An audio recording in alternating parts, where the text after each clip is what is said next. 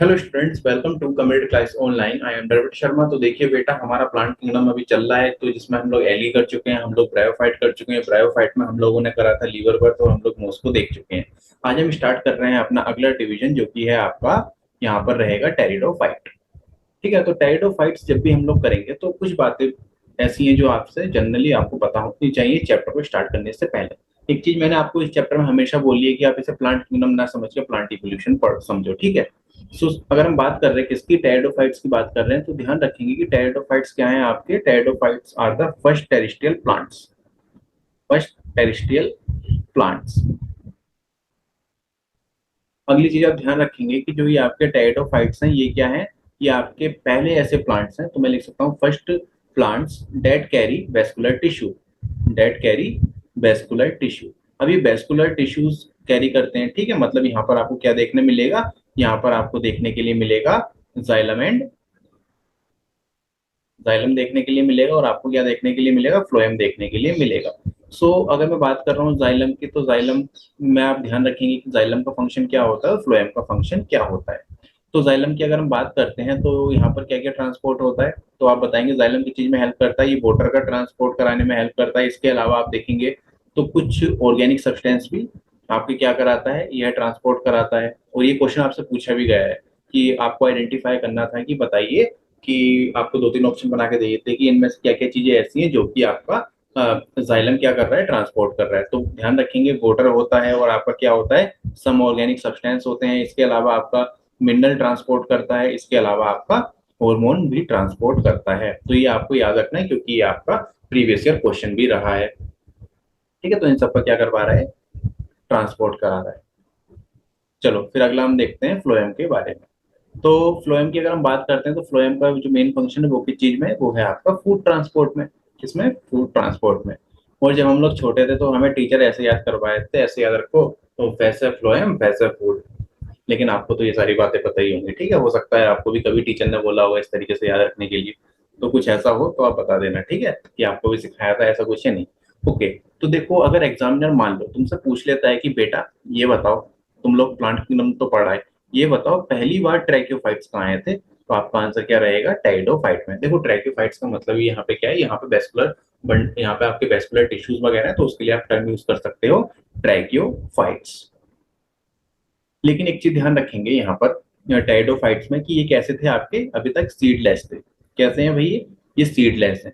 तो सीडलेस है तो मैं एक टर्म यूज कर सकता हूँ क्रिप्टोगेमी। क्या यूज करूंगा भाई, मैं क्रिप्टोगेमी टर्म का भी यूज कर सकता हूँ। ठीक है, सीडलेस है तो मैं किसका यूज करूंगा, क्रिप्टोगेमी टर्म का यूज करूंगा। अब इसके बाद हम बात कर लेते हैं कि भाई टेरिडोफाइट्स के हैबिटेट कैसे होते हैं। ठीक है, ये आपको कैसे कैसे एरियाज में मिलते हैं। तो एक चीज ध्यान रखेंगे, ये आपको हर जगह नहीं देखने के लिए मिलेंगे। तो मैं कह सकता हूँ कि भाई इनकी जो होगी कैसी होगी, लिमिटेड एरिया ग्रोथ है। ठीक है, कुछ लिमिटेड एरिया में ही आपको क्या करेंगे, ये आपको मिलेंगे। अब भाई वो एरिया कैसा होना चाहिए जहां ये मिलेंगे, ये आपको मिलेंगे cool, damp and shady places. And shady places. अब देखिए ऐसी कंडीशन बता रखी है। ठीक है, तो ये क्या है आपकी, इसलिए आप समझ सकते हैं कि क्या हो रही है, लिमिटेड एरिया ग्रोथ हो रही है। और यहाँ पर आप ध्यान रखेंगे कि यहाँ पर जो है वाटर की रिक्वायरमेंट रहेगी फर्टिलाइजेशन के लिए। ठीक है, तो मैं लिख देता हूँ इस पॉइंट को भी, water required, water required for fertilisation, for fertilisation. अब मैंने इतनी बात कही है तो आपके दिमाग में एक पॉइंट आना चाहिए, कि आपको दिमाग में आना चाहिए कि सर आपने हमें अभी तक बता दिया है कि भाई एल्गी, आपने सर में हमें बताया कि ब्रायोफाइट, और सर आप यहाँ पे कह रहे हो टेरिडोफाइट। क्या सर अब आपने हमसे ये कहना चाह रहे हो क्या कि एल्गी में भी, ब्रायोफाइट में भी, टेरिडोफाइट में भी की फर्टिलाइजेशन के लिए वाटर की रिक्वायरमेंट होती है, आप ये कहना चाह रहे हो क्या सर हमसे? तो मैं कहूंगा यस।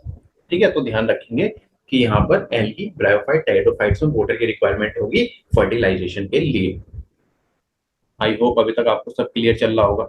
अब देखो इसके बाद अगर हम बात करते हैं यहाँ पर डोमिनेंट फेस की। ठीक है, आप लोग पढ़ के आए हो ना कि अभी हम लोग जान चुके हैं गैमेटोफाइट, स्पोरोफाइट की। तो ध्यान रखेंगे यहाँ पर डोमिनेंट फेस कौन सा होता है, तो यहाँ पर डोमिनेंट फेस आपका रहेगा स्पोरोफाइट। क्या रहेगा, स्पोरोफाइट। बल्कि एल्गी और ब्रायोफाइट में आपने देखा डोमिनेंट फेस कौन सा था, यहाँ पर था गैमेटोफाइट।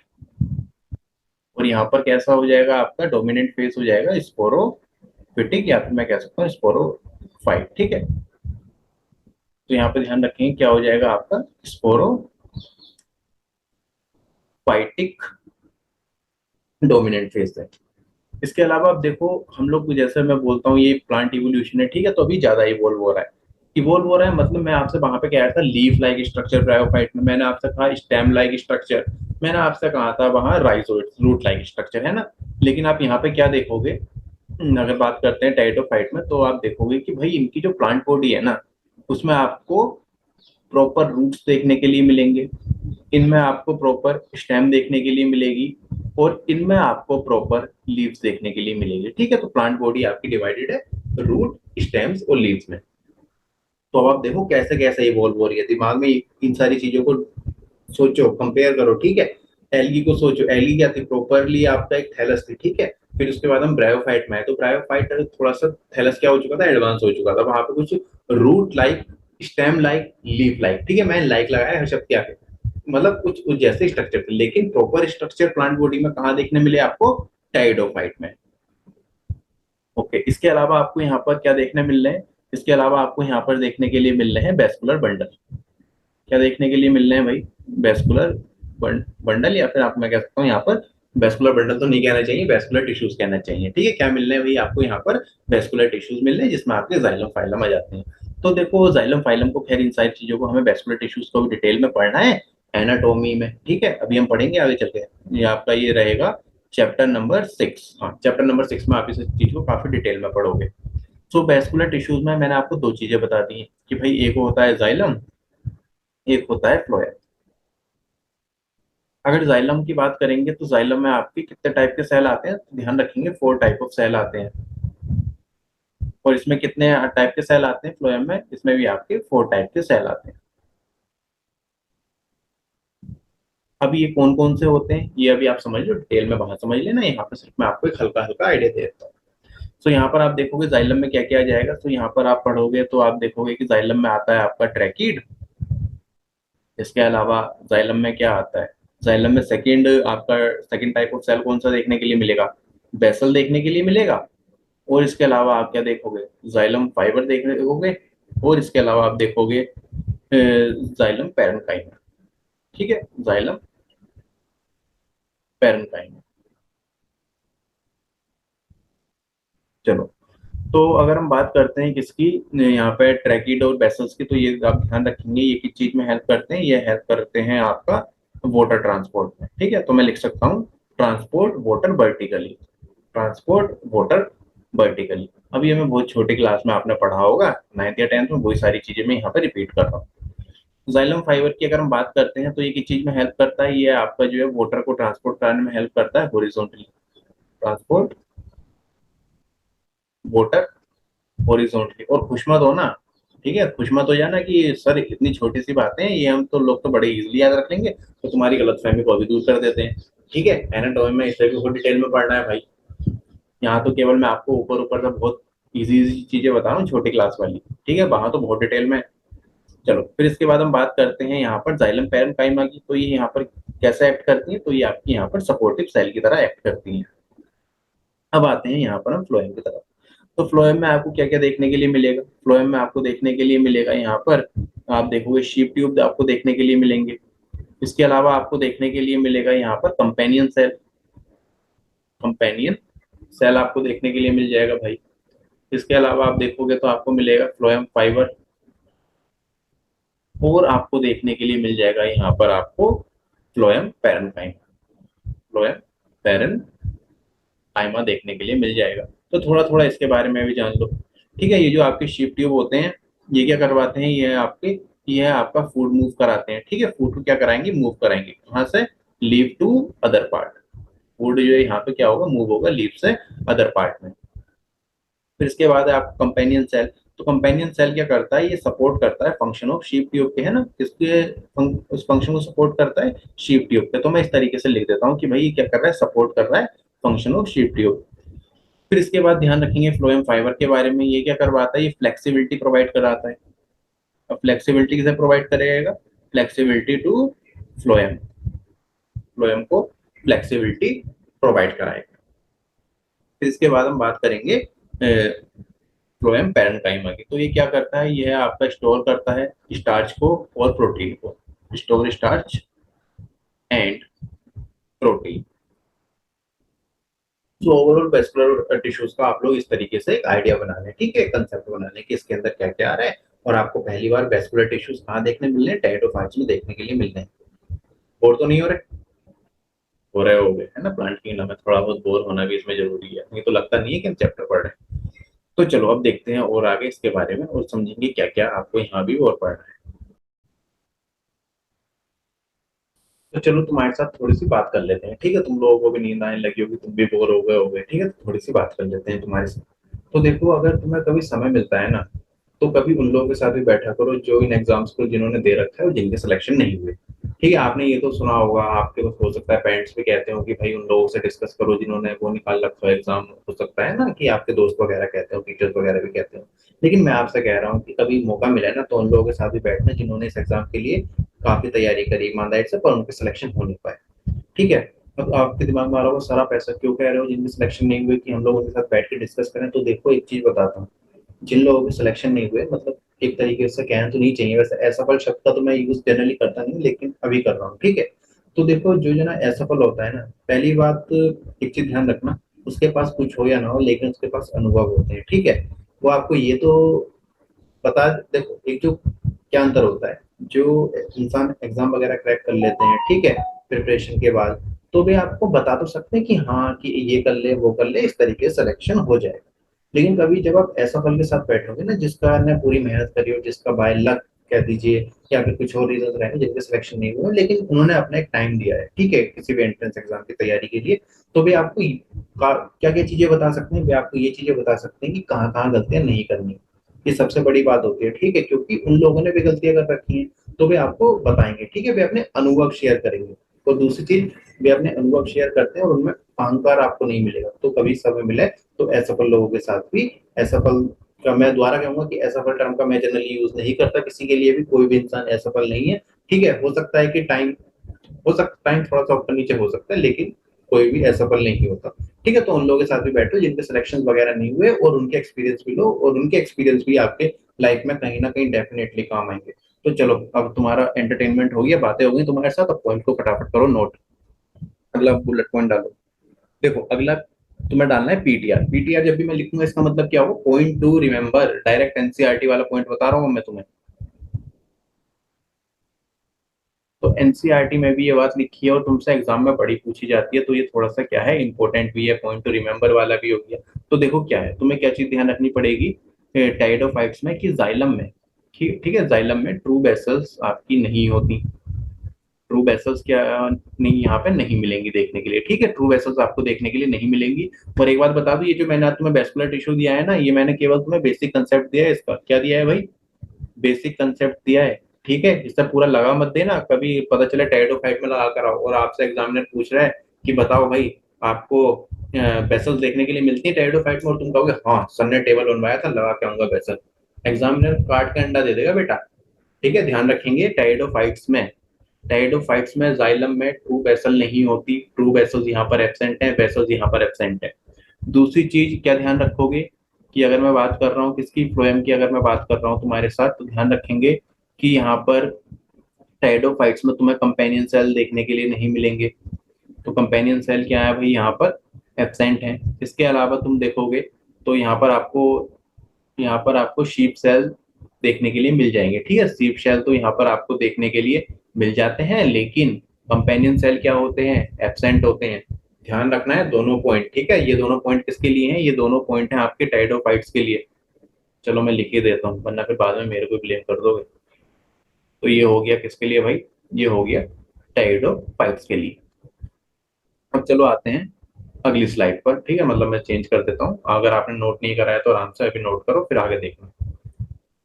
ओके, फिर तुम्हें अगला टॉपिक यहाँ पर क्या पढ़ना है, टेरिडोफाइट्स के अंदर तुम्हें पढ़ना है कि भाई अगर हम बात करते हैं लीव्स के बेस पर, ठीक है, so on the basis of leaves, on the basis of leaves,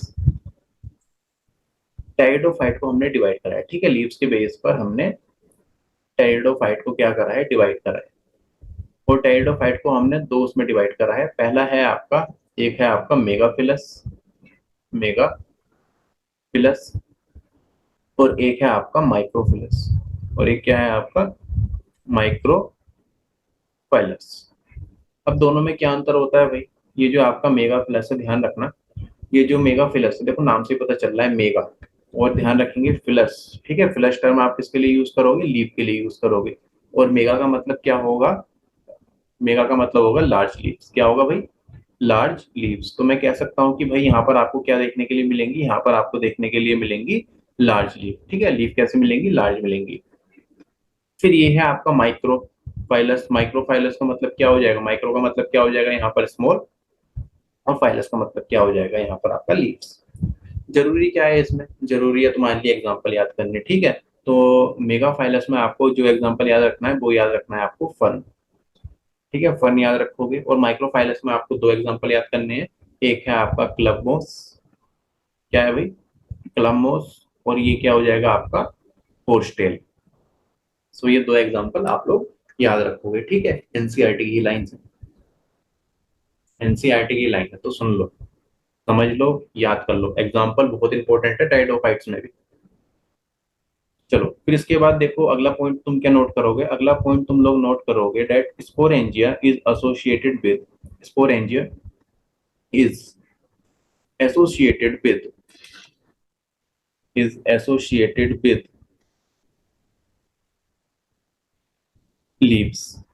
sporangia किसके साथ एसोसिएटेड है? लीव्स के साथ एसोसिएटेड है। और आप किस टर्म का यूज करोगे? स्पोरोफिलस, ठीक है, या स्पोरोफाइल का टर्म का आप यूज करोगे। अगेन फाइल फिलस टर्म लीव के लिए हो गया, और स्पोर मतलब कि ऐसी लीव जहां पर क्या होगा आपका? प्रेजेंट होगा। अब तुम जरा इसका मतलब और समझ लो। तुम कहोगे सर ये तो ठीक है, जरा थोड़ा सा स्पोरेंजिया का मतलब बताए थे तो आनंद आ जाता। तो चलो तुम्हें आनंद दिलाते हैं। तो देखो स्पोरेंजिया का मतलब क्या हुआ? स्पोरेंजिया का मतलब है, आप समझ सकते हो एक इस तरीके से, डेट रिसेप्टिकल क्या है आपका? एक तरह का रिसेप्टिकल है जिसमें आपको क्या देखने को मिल रहा है? In which asexual spore, asexual spore जिसमें बनना है, ठीक है। क्या बनना है भाई? ए सेक्सुअल स्पोर जिसमें बनना है वो है तुम्हारा स्पोरेंजिया। स्पोरेंजिया क्या है? एक रिसेप्टिकल है जिसमें तुम्हारा क्या बनना है? एसेक्सुअल स्पोर बनना है। चलो भाई, अब यहाँ पे जो एसेक्सुअल स्पोर है, ठीक है, यहाँ पे ध्यान रखेंगे। मैं इस स्पोर को लिए एक टर्म भी यूज कर सकता हूँ, मियो स्पोर। क्या टर्म यूज कर सकता हूँ? मियो स्पोर टर्म भी यूज कर सकता हूँ। तो कंफ्यूज मत हो ना, मियो स्पोर देख के कभी भावुक हो जाओ कि भाई ये क्या आ गया। तो कुछ नहीं है भाई, एसेक्सुअल स्पोर की बात करी जा रही है तुमसे, ठीक है, टेरिडोफाइट्स में। सो यहाँ पर देखो, अगर आप क्या देखोगे, अगर स्पोरेंजिया एसोसिएट, यहाँ पे क्या देखोगे आप? यहाँ पे देखोगे स्पोरेंजिया जो है वो आपकी एसोसिएटेड है किसके साथ? लीव्स के साथ एसोसिएटेड है। तो अब आप क्या कह रहे हो? तब आप कह रहे हो यहाँ पर स्पोरोफिल। क्या कह रहे हो आप? स्पोरोफिल कह रहे हो। एक मिनट हाँ।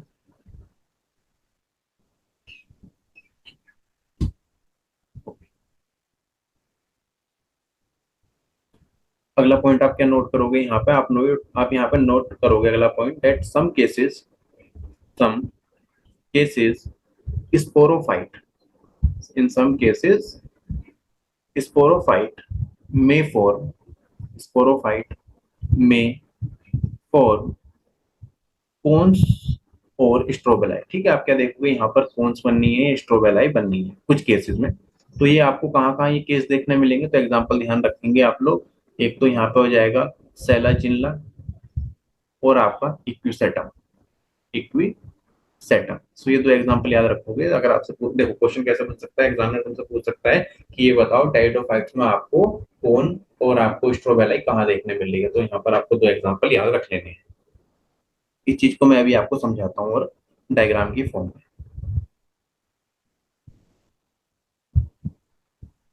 इसके अलावा आप एक ध्यान रखेंगे यहाँ पर कि अगर हम बात करते हैं मेजोरिटी की, ठीक है, सो ज्यादातर आप टेरिडोफाइट्स में क्या देखोगे कि जो मेजोरिटी ऑफ टेरिडोफाइट हैं वे कैसे होते हैं? आपके होमोस्पोरस होते हैं। कैसे होते हैं भाई?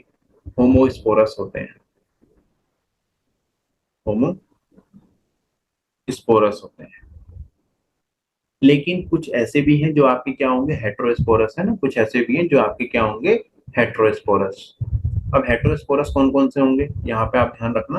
हेट्रोस्पोरस से आपसे सीधा क्वेश्चन पूछा जा सकता है कि ये बताओ कि हेट्रोस्पोरस कौन कौन से हैं। तो आपका आंसर क्या रहेगा? यहाँ पर आपको अगेन एग्जांपल ध्यान रखने हैं, सेला जिनला, और आप ध्यान रखोगे साल्वेनिया। क्या याद रखना है भाई? साल्विनिया। आपको ये दो एग्जांपल यहाँ पे याद करने हैं जिनमें क्या है भाई, हेटेरोस्पोरस है। अब देखो यहाँ पे पहली बार आपको क्या देखने मिला है, हेटेरोस्पोरस देखने मिला है ना। हेटेरो का मतलब क्या होगा, डिफरेंट स्पोर्स देखने के लिए मिले हैं।